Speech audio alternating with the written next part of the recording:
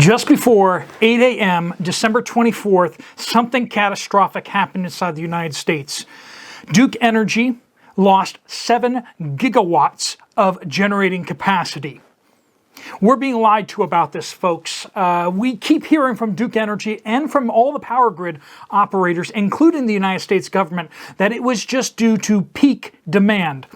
But I will show you numbers, I will show you the graphs, I will show you the screenshots from the U.S. Department of Energy that show conclusively that Duke Energy lost about 1/3 of its generating capacity between 8 a.m. and 3 p.m. on December 24th. The same thing happened again the next day, December 25th, Christmas morning. Eastern Standard Time, 8 a.m. to 3 p.m., they had a massive drop-off of generating capacity equivalent to approximately 7 gigawatts, or 1/3 of their generating capacity. How did they lose 1/3 of their power plants? They were not anticipating this, they were not prepared for this, so they just started flipping switches and shutting people off one after the next because they needed to keep the entire United States power grid up. Folks, this is an exclusive report from Poplar Preparedness. I'm going to walk you through the screenshots. I've done a deep dive. I went back into the Department of Energy website and started looking through the numbers, and I'm telling you that they're lying to you. Friends, something catastrophic happened, and I don't know if they just don't want you to panic. I don't know if it was a terrorism attack. I don't know if it was a massive sabotage or if something structurally broke within the power systems. But I don't know why else we would lose 1/3 of the generating capacity of a massive power area for approximately 7 hours, 2 days in a row.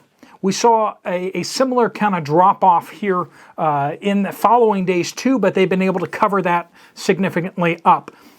They were told that they were supposed to give advance warning before they start shutting people off, rolling blackouts. They did not do that.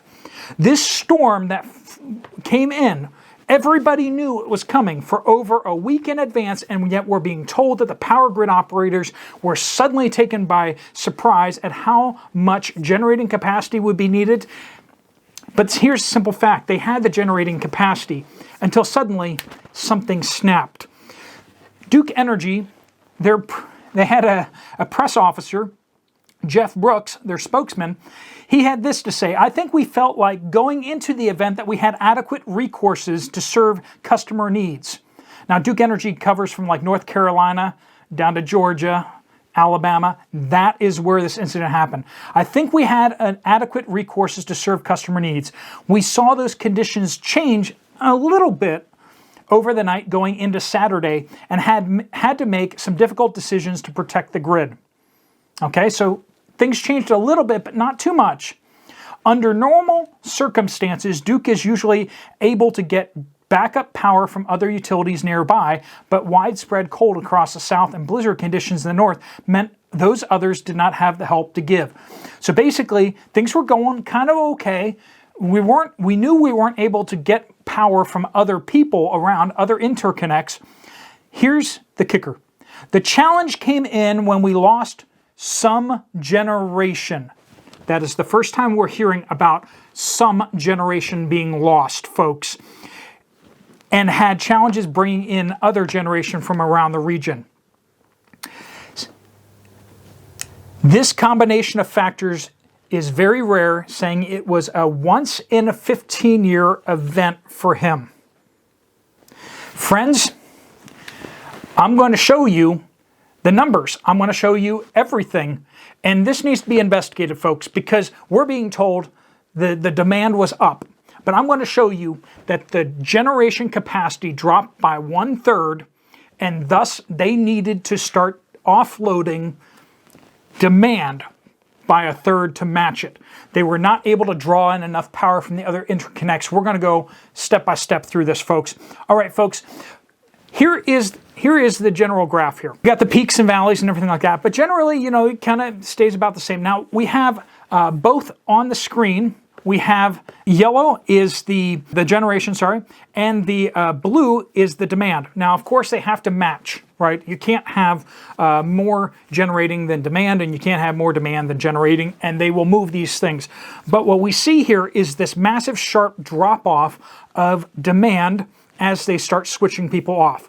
The question, though, is why did the generating go down as well? Other interconnects were struggling. PJM was saying that they're struggling. And the question is why are you switching people off at the same time you're shutting down power plants?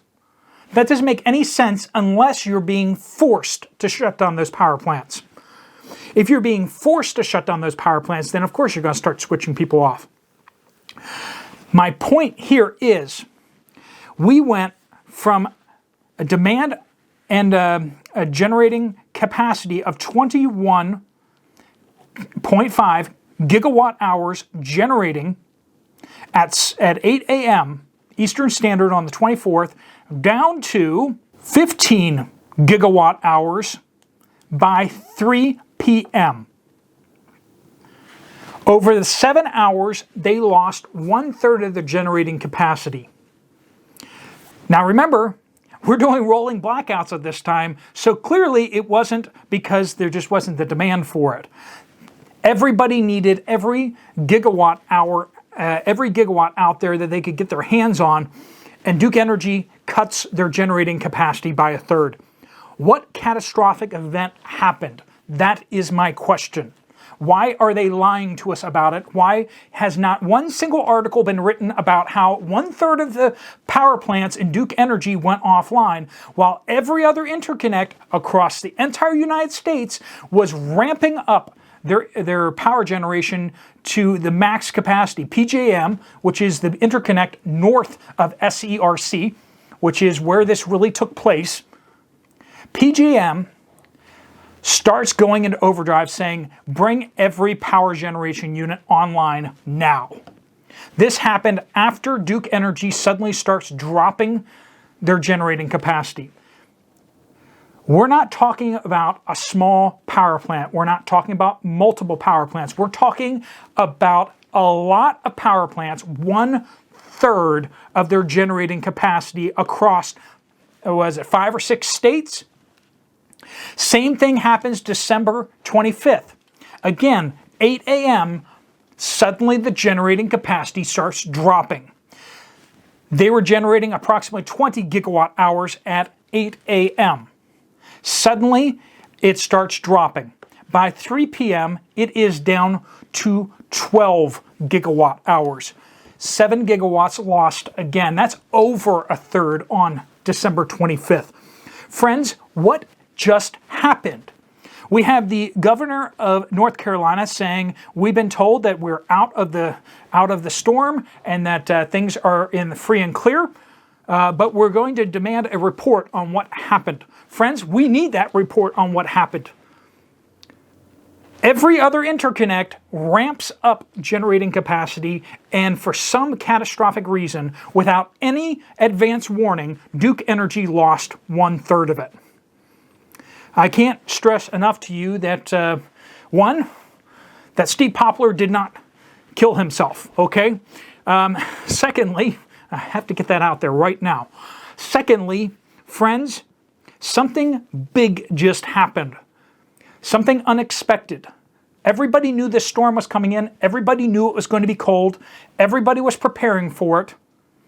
The generating capacity ramped up to meet the demand and then suddenly starts cutting down. Why is the question. And friends, will it happen again? We have these sabotage incidents happening at power substations in Washington, in North Carolina.